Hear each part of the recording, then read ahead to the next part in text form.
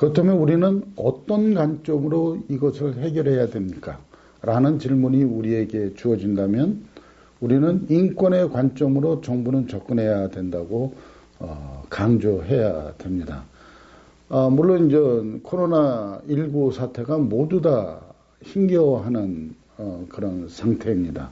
일반 시민들 역시 사회적 거리두기로 최선을 다하고 있고 그렇지만 이 노력의 중심에는 언제나 인권이 중심이 되어 있어야 된다는 것을 우리는 꼭 기억을 해야 됩니다. 모든 방역 단계에서 우리들의 인권은 온중히 그리고 굉장히 세심하게 존중받아야 된다는 것을 우리는 강조를 해야 됩니다.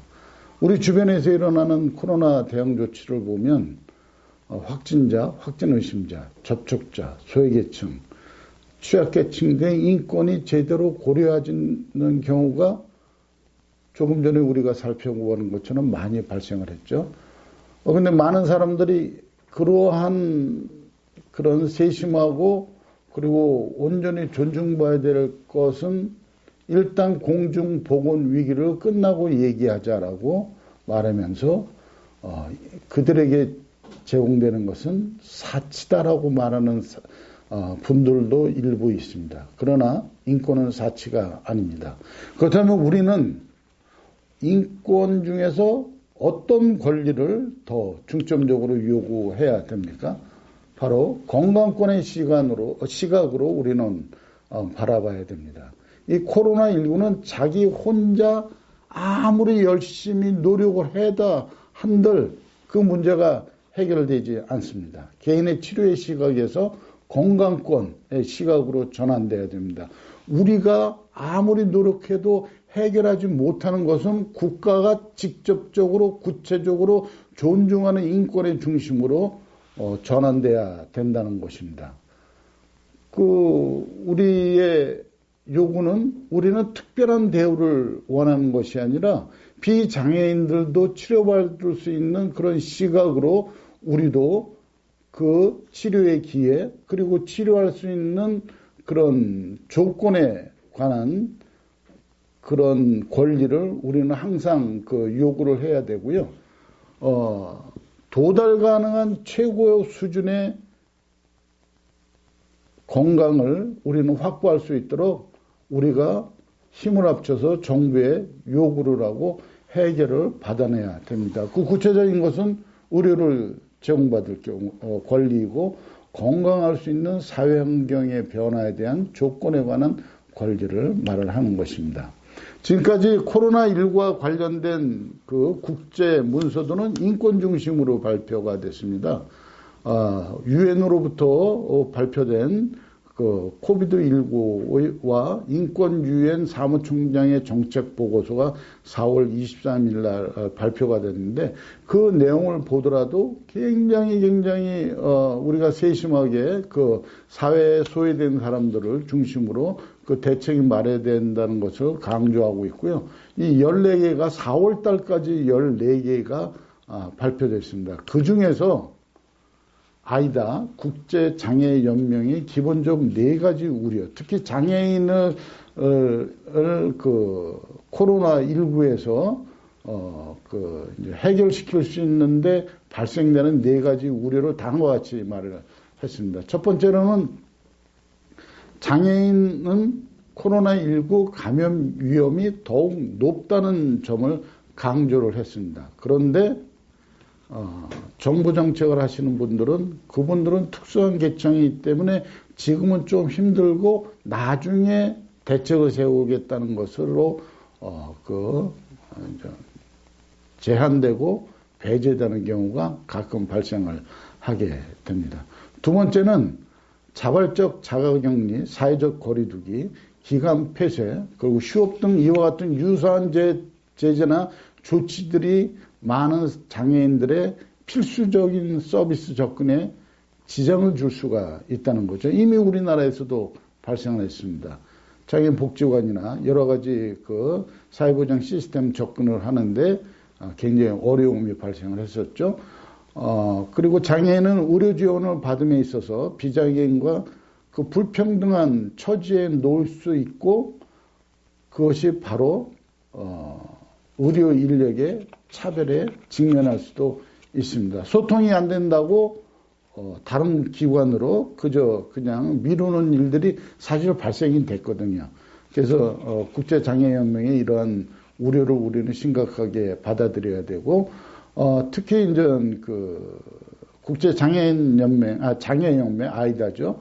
여기서 강조한 것은 전 세계에 있는 장애인 단체들이 이런 상황에서 즉각적으로 취할 수 있는 준비가 되지 않았다라는 것입니다. 우리나라도 마찬가지죠. 우리나라 장애인 단체의 특징이 뭐냐면 건강에 관한 장애인 단체가 없다는 점입니다. 그래서 맨 처음에 이 코로나19가 발생했을 때 장애인 단체에서 그렇게 적극적이고 전문적이고 조직적으로 조치를 취하지 못하는 우리는 경험을 했습니다. 그래서 국제장애연맹에서 주요한 권고사항을 10가지를 냈는데 그 10가지의 첫 번째 권고사항은 장애인은 감염 예방병, 공공규제조치, 서비스 제공 등에 관한 정보를 다양한 접근 가능한 형식으로 받을 수 있어야 된다. 접근권의 문제를 드는 거죠. 서비스 제공 등에 관한 정보를 다양한 접근 형식으로 받을 수 있어야 된다. 아이다는 접근권의 문제를 해결해야 된다고 강조를 한 것입니다. 장애인들한테 접근하는 것은 굉장히 많은 방법이 있죠. 정보 접근성, 그 다음에 물리적 접근성. 우리는 국제장애연맹의 10개의 권고를 유념해야 될 필요가 있고 진지하게 받아들여야 된다. 그 권고의 첫 번째는 장애인은 감염예방법, 공공규제조치, 서비스 제공 등에 관한 정보를 다양한 접근 가능한 형식으로 받을 수 있어야 한다고 했습니다. 첫 번째 권고로 가장 중요하게 생각한 것이 접근성의 문제입니다. 특히 그 중에 있어도 정보 접근성의 중요성을 말하는데 그 정보 접근의 가장 중요한 것들을 많은 항목들로 제시를 했습니다. 특히 정보가 제공되는데 가장 중요한 역할을 하는 것은 대중매체입니다.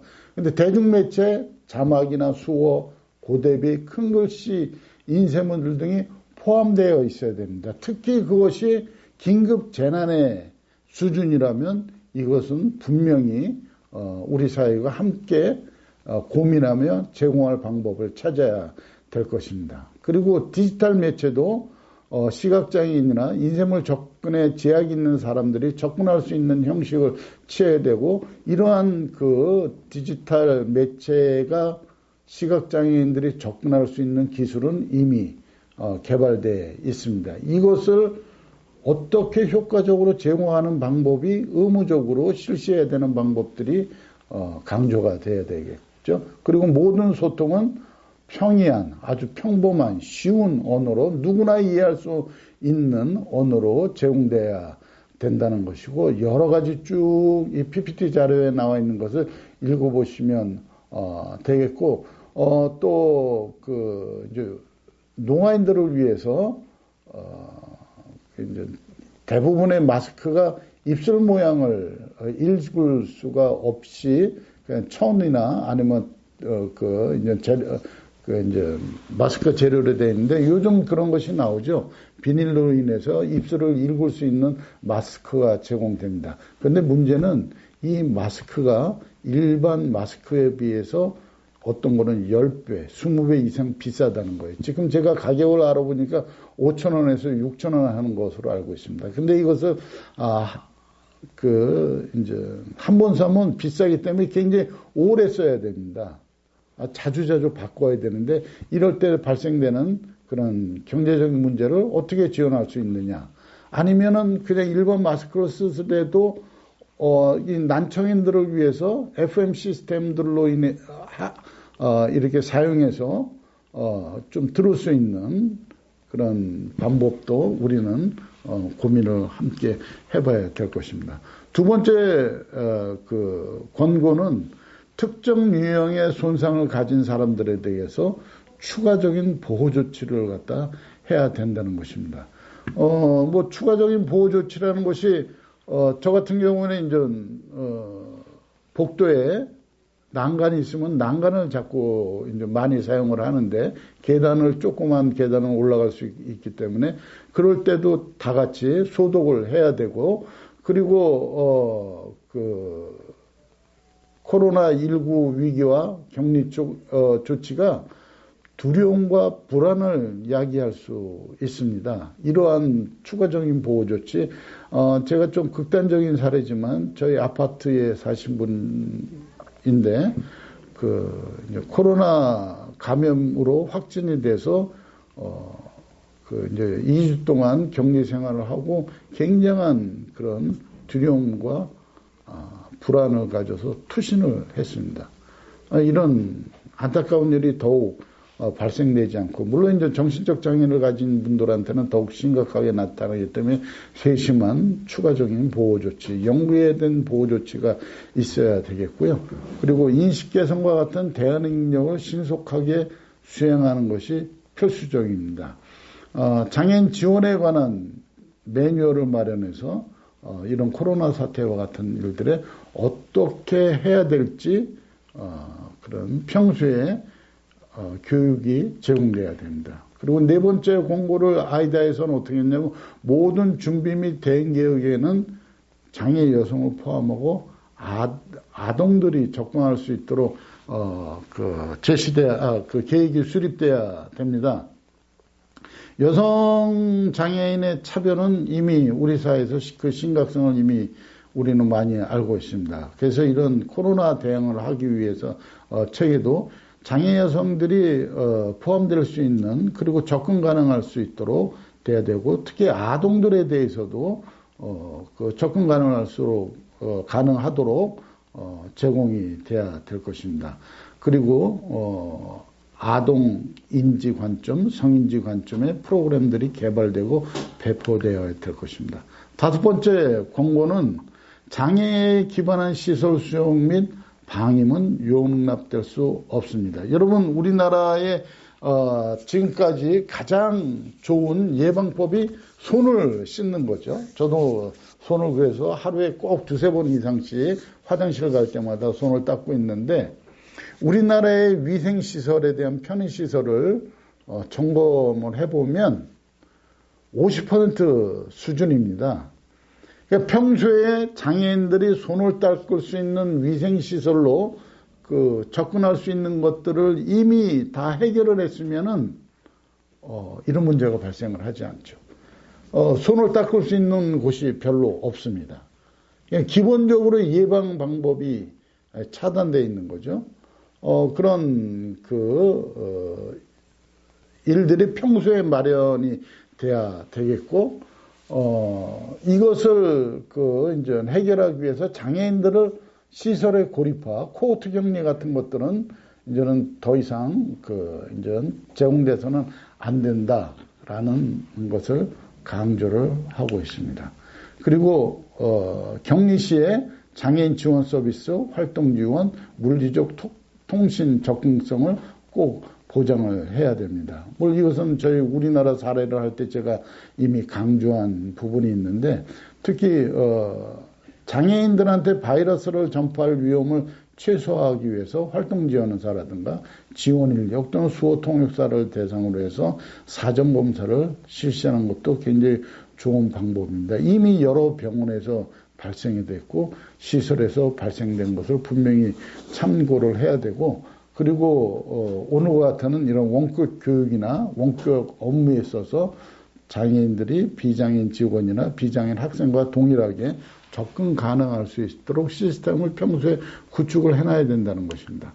그리고 일곱 번째는 공공규제 조치 시 장애인들을 다른 사람들과 동등하게 고려를 해야 된다는 것입니다. 물론 이제 이미 제가 말을 했지만 공공규제 조치의 경우 장애인은 식량, 특정 시기 요건이 있는 경우에는 식량에 대한 그런 조리를 할 수 없는 경우에 간단한 방법으로 섭취가 가능하도록 제공을 해야 되고 특히 주택이나 의료, 가정, 학교 및 지역사회 그리고 고용 및 접근 가능한 교통을 포함해서 일상생활 요건들이 충족하도록 평소에 구축해놔야지, 그것이 응급상황이 발생을 하고 긴급상황이 발생하면은 그때 가서 해결할 수 없거든요. 평소에 비장애인들과 동등하게 조치를 취하는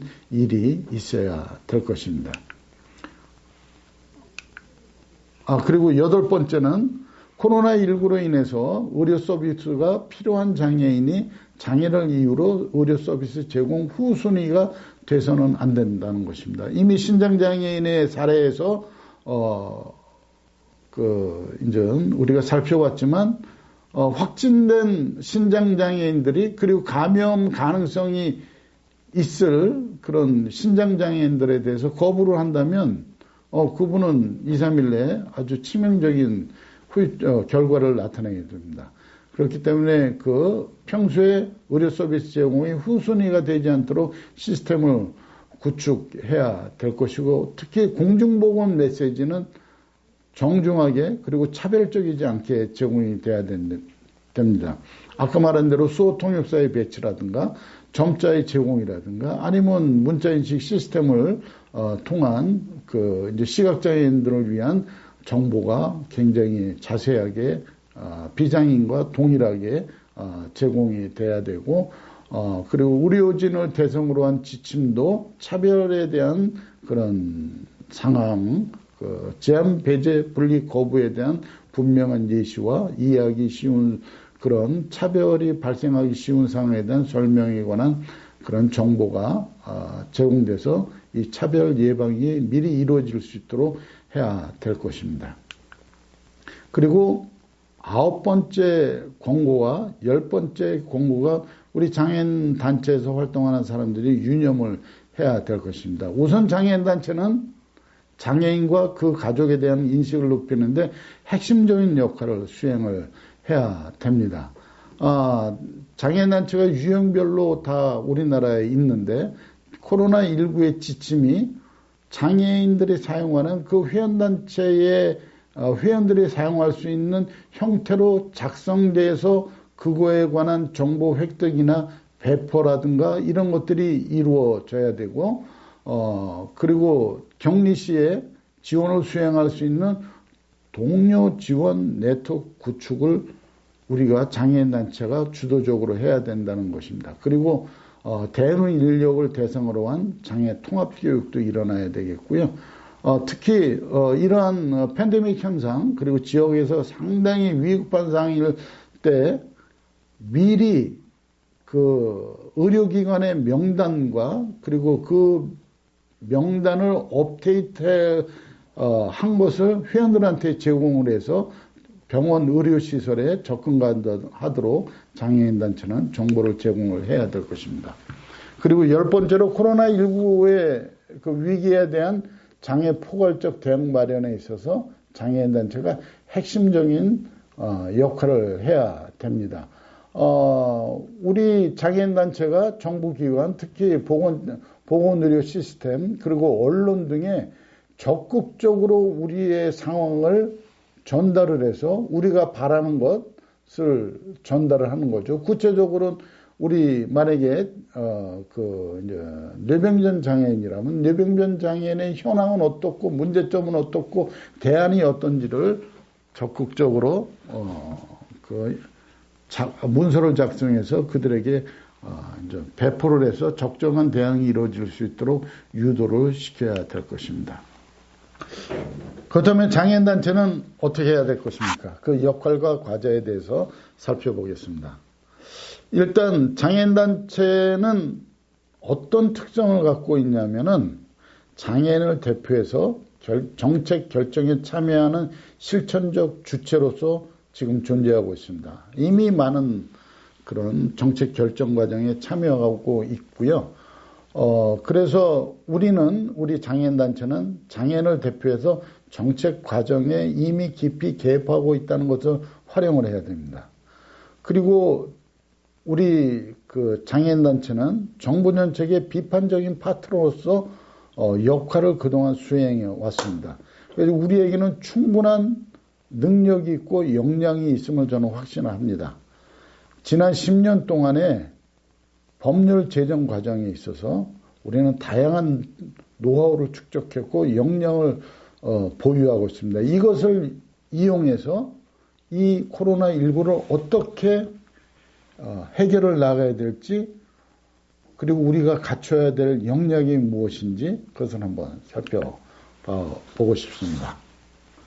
첫 번째, 장애단체가 코로나19와 관련돼서 갖춰야 될 첫 번째 가장 중요한 역량은 건강권과 관련된 정보를 수집하고 생산하고 공유하고 확산하는 역량을 가져야 됩니다.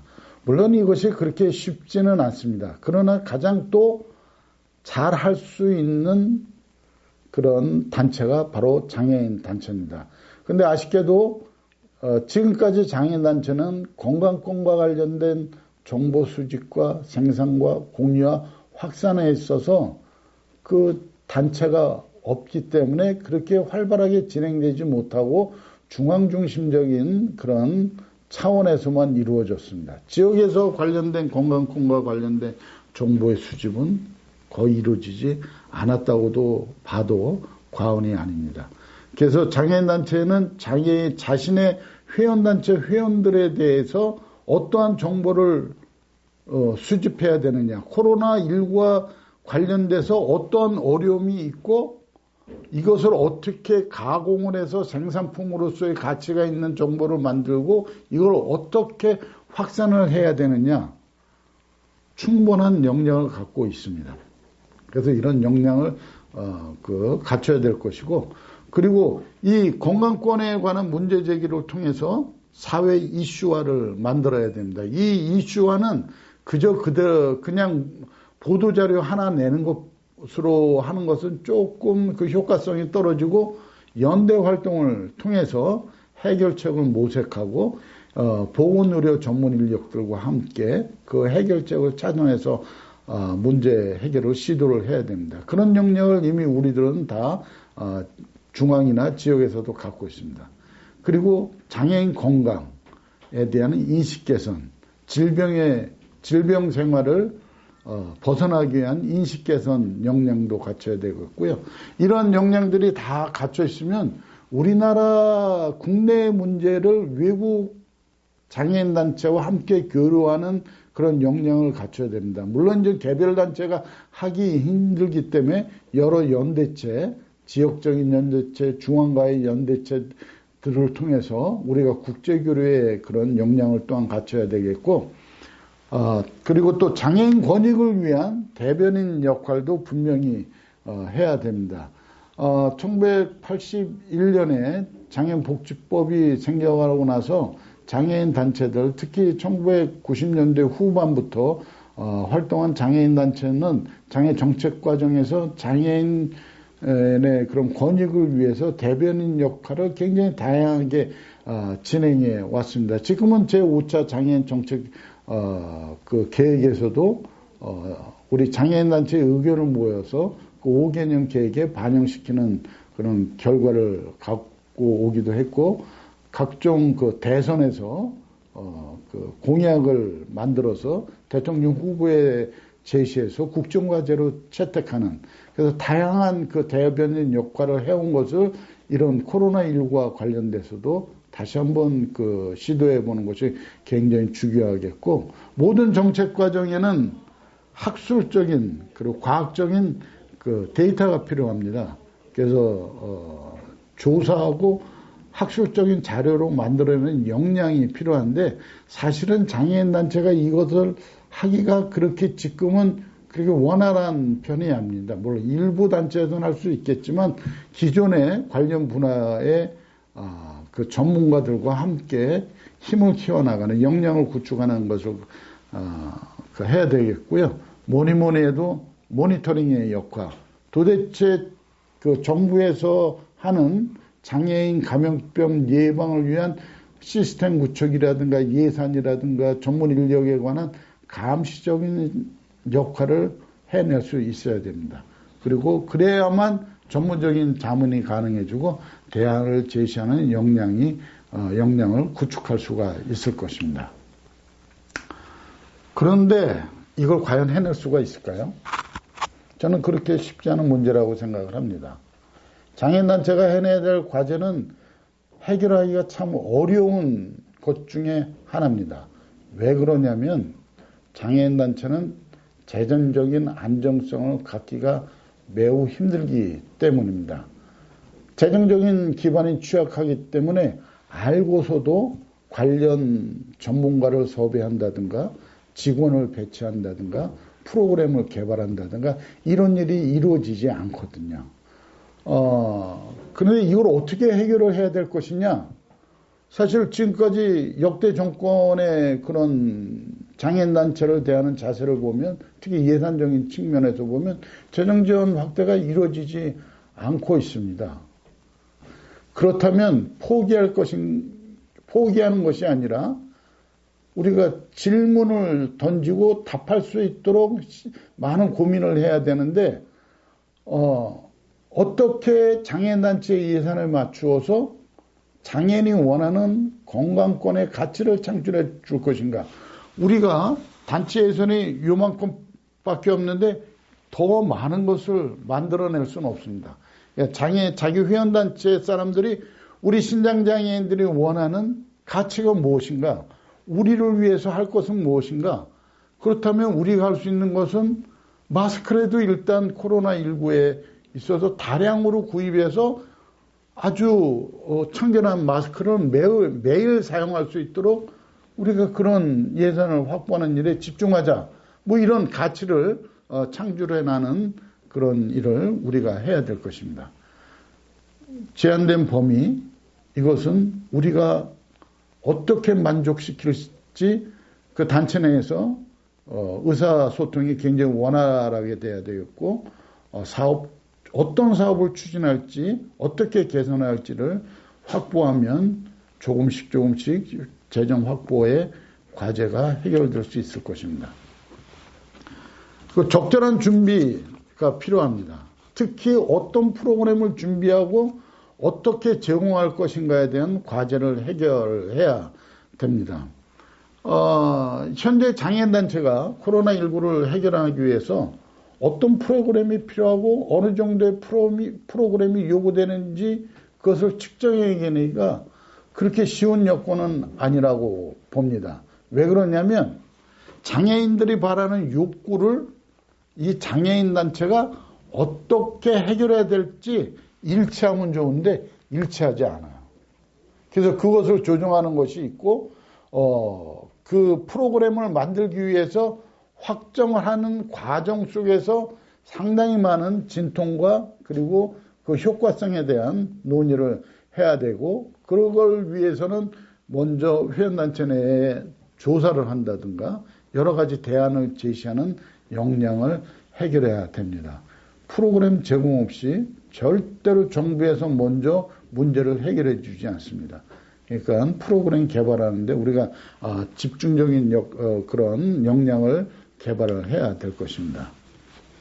또 하나의 문제는 통합성과 연속성의 관점입니다. 여러분, 코로나19는 단순히 병원 가서 치료하면 해결된다는 단순한 차원의 문제가 아닙니다. 우리 직업 문제 있죠. 교육 문제 있죠. 문화활동 참여에 있죠. 그 다음에 인간관계를 어떻게 유지시킬 수 있는 그런 아주 전반적인 복잡하고 다양한 형태로 고민을 해야 되거든요. 이렇게 복합적이고 통합적인 관점을 갖고 장애인단체는 이 문제인식을 갖고 해결해야 되고 특히 이 의료 분야는 더욱더 복잡합니다. 의료 전달 체계처럼 그 이익 집단 간의 복합적인 연관성을 갖고 있는데도 거의 드뭅니다. 우리가 일반적인 장애 문제를 해결하는데 거기에 의료 전달 체계의 문제와 같이 해결을 해야 된다. 쉽지 않은 문제지만 거기에 우리 장애인들과 뜻을 같이 하는 보건인력 그 전문가들을 함께 연대를 구성해서 문제를 해결하는. 그런데 이것이 대부분 이례적이고 단편적으로 진행될 경우가 많이 나타나는데 단편적이고 이례적인 프로그램을 넘어서서 지속적인 시스템을 구축하는, 그래서 장애단체 내에 여러 가지 전문가위원회를 만든다든가 전문적인 모임을 지속적으로 유지될 때 이것이 효과적인 그런 그 결과를 나타낼 수 있을 것 같습니다. 효과성에 또 문제가 있습니다. 제공을 했는데 이게 진짜로 효과적인 방법인지, 이게 장애단체의 실무자의 수준에서 만족한 건지, 아니면 회원단체 회원들이 만족한 건지, 아니면 전 사회적으로, 그리고 특히 의료 시스템에 있어서 어떠한 성과를 나타내고 있는지를 정확하게 효과성을 측정할 수 있어야 됩니다. 여러분, 우리 장애단체의 고객이 누굽니까? 그 고객 안에서 의료진들이 혹시 포함되어 있나요? 그 의료진들과 포함되어 있다면 그 사람들과 어떤 일을 해야 되는지, 그래서 어떠한 가치를 창출을 했는지를 분명히 체크하고 넘어가야 됩니다. 그리고 두 번째로는, 물론 이 효과성을 높여야 된다는 건 누구나 다 아는 얘기입니다. 근데 재정이 없다면 이것을 어떻게 해결을 합니까? 재정이 없으면 어떻게 적절한 직원과 조직의 역량을 강화시킬 수가 있습니까? 그러나 그것을 포기하지 말고 가장 가치를 창출하기에 적합한 방법을 찾아내야 문제가 해결됩니다. 우리가 가진 조직은 비록 적지만 우리 주변에서 지원해주는 조직은 우리가 예상하는 것보다 더 많을 수가 있습니다. 저는 2인 단체가 운영하는 일반 인권단체 활동을 보면 그 단체가 갖고 있는 사회적인 네트워크는 우리가 상상하기 힘들 정도의 조직을 갖고 있더라고요. 그렇게 네트워크를 연결해서 우리가 원하는 가치를 창출하는 시스템을 맞춰야 될 것이고, 예산 문제에 맞춰서 장애인의 건강 가치를 창출시키는 것 잊지 마십시다. 그리고 사업 추진 프로세스를 어떻게 개선을 해야 지금보다 더 나은 효과성을 가질 수 있는지 많은 고민을 해야 될 것입니다. 저는 오늘 여러분과 굉장히 많은 얘기를 나눴습니다. 우리의 문제를 우리가 외부에 말하지 않으면 이 사회는 지금까지의 경험으로 보면 문제가 심각하지 않은 것으로 알 수가 있습니다. 우리의 문제의 심각성 우리가 드러내야 되고, 나 혼자 하는 것보다 또 다른 나의 친구들과 모임을 통해서, 특히 이제 대표적인 장애인 단체를 통해서 장애인의 건강권 문제를 해결해야 됩니다. 코로나19와 같은 문제는 반드시 반복돼서 적어도 5년 안에, 아니면 10년 안에 분명히 다시 다가올 것입니다. 이런 문제들이 앞으로 다가올 우리의 과제들 해결해 나가는 장애인단체의 고민과 실질적인 투자와 행동이 뒤따라지기를 기원합니다. 긴 시간 동안 여러분 시청해 주셔서 감사합니다. 그럼 이것으로 오늘 강의를 마치겠습니다.